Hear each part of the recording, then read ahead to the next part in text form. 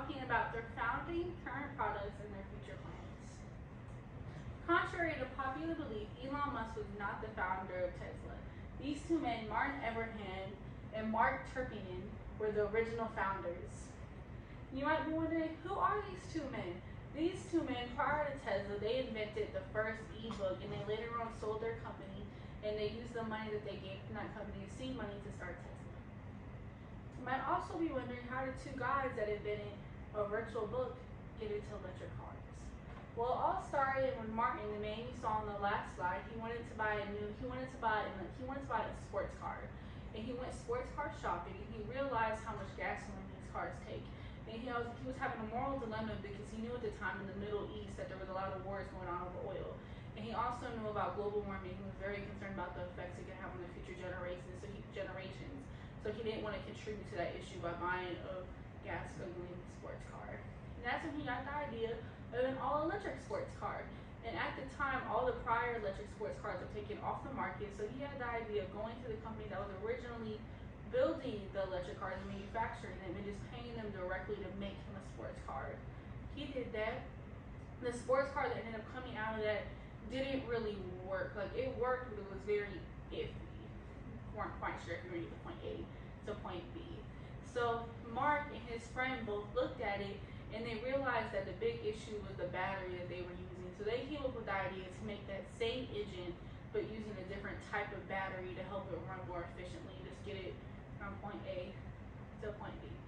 So Mark and Martin, they both funded this company to rebuild the engine and the engine and the different batteries with this new type of battery that they had. And they ended up getting the battery to work, but they couldn't get the entire car to work. So they needed to talk to other people to get that manufactured. So they started trying to talk to other car manufacturers to get the actual car on top of the engine. They had a few road bumps in doing that after figuring out the battery situation, because it was hard to get production, because it was hard to get all the supplies for it, because they weren't ready to buy enough of certain things for different manufacturers to send them stuff. So it wasn't worth it. So they weren't able to buy enough airbag or steering wheels or gas or brake pumps. So it was hard for them to get those things from suppliers. So it was hard for them to start production and building the whole thing in general. And they were also having issues with funding, because at the time it wasn't like, it was a weird idea for it wasn't a normal idea for like an electric sports car, any electric car. Like, it seemed very impractical. So when they talk to angel fund people or just different people that would be interested in investing, they would think it's such a crazy idea and impractical that they wouldn't want to put their money into it. Later on, they met the man Elon Musk. They met Elon Musk at a Mars convention, because at the time Elon Musk, he was starting up SpaceX, and he was trying to get rockets into space. So they thought when they heard Elon Musk's lecture, they thought he would be the perfect person to represent their idea to, because he was also someone that was doing something kind of out of the ordinary and different, and didn't seem very practical. Elon Musk ended up loving their whole presentation, and what they presented to Elon Musk was that they wanted to come out with the Roadster, their all-electric sports car, and they later wanted to come out with like a sedan and an SUV, and eventually get the pricing down so much that Tesla would be accessible to everyone. They wanted to make it like the ordinary person can own an all-electric car. And Elon Musk, he loved that idea, so he invested $6.5 million to help with the production of the Roadster, the first Tesla car. And later on, about a year, 2 years later, after that initial investment, the Roadster never went to market.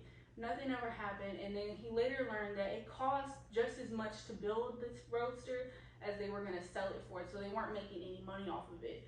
So Elon Musk, the man, as an investor, he went to the factory and he saw all the issues, and he realized everything that was wrong. In between that time period, he ended up becoming the CEO of Tesla and taking over, and invested another $70 million. Now that you know a little bit about the history of Tesla, let's go over their production and different products. So like I said before, Elon Musk, he went to the factory and he saw all the issues. So a big part of his initial $70 million investment was about $35 million going into buying this entire factory.